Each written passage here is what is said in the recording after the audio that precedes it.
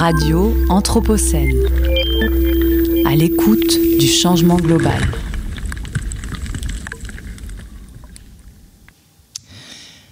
Bonjour à toutes et tous. La semaine dernière, Donald Trump, magnat de l'immobilier américain, connu pour ses sorties clinquantes et controversées, condamné par la justice pour des faits d'agression sexuelle, mais aussi de fraude fiscale, a été élu président de la première puissance du monde, j'ai nommé les États-Unis d'Amérique.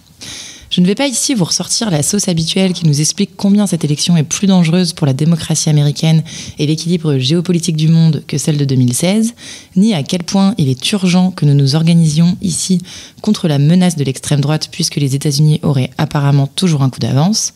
Non, aujourd'hui, je vais revenir sur une phrase qui est revenue à plusieurs reprises dans la bouche de ce cher monsieur.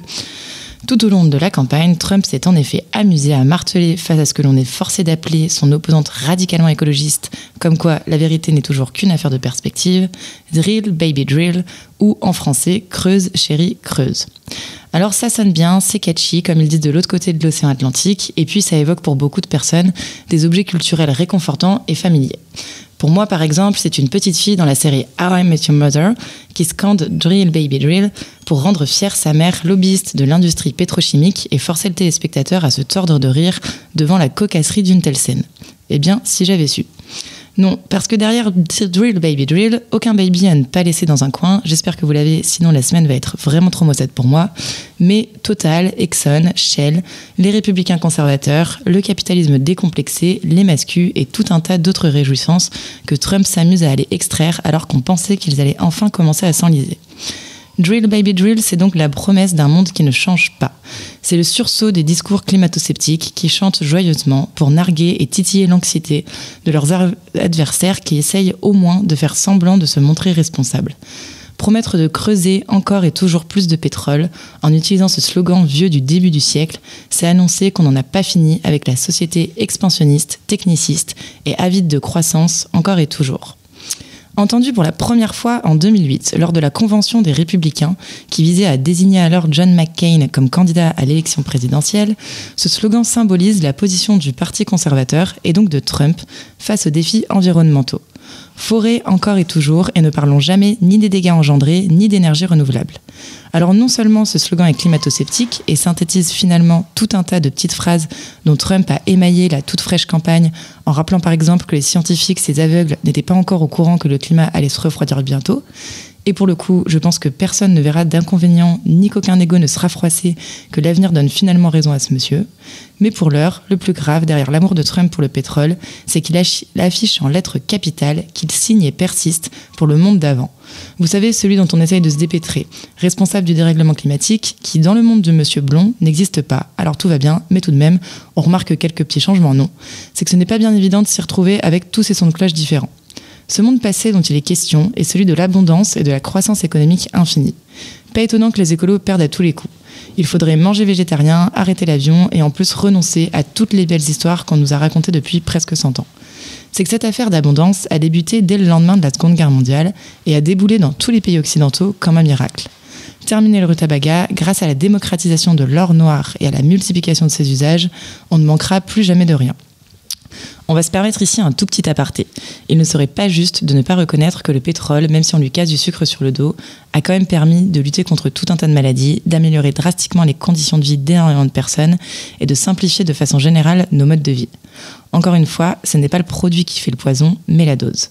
Parce que faire tourner la société à plein régime, abreuvée en continu de pétrole, nous a conduit collectivement à désirer, normaliser et considérer comme l'unique salut de l'humanité le mode de vie en découlant directement, j'ai nommé l'hyperconsommation.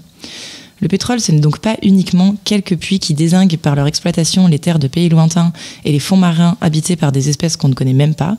Ce sont surtout des tonnes d'objets qui caractérisent nos quotidiens de bons petits soldats de la croissance économique. Style de vie ayant fait de la voiture sa cathédrale et du chewing-gum son hostie. De là à dire qu'il ne s'agit pas seulement d'un choix technique que de produire différemment notre énergie, mais bien d'une question culturelle, il n'y a qu'un pas. Utiliser Drill Baby Drill et faire référence à ce monde fini, marqué par l'abondance, est d'autant plus pernicieux lorsque l'on sait qu'une grande partie de l'électorat de Trump fait face à une pauvreté extrême. Et puisque l'on parle de culture, certains utilisent pour désigner la société à centre gravitationnel pétro-industriel le terme de pétro-masculinité. C'est la professeure américaine de sciences politiques Kara Daggett qui a proposé le concept en 2018 pour décrire les croyances conservatrices associant mythes liés aux énergies fossiles et ce, à la conception hégémonique de la masculinité. La société ainsi décrite par la chercheuse est symbolisée par le trope fondamental de la puissance, tel qu'incarné par des hommes virils parce que conducteurs de très grosses voitures polluantes.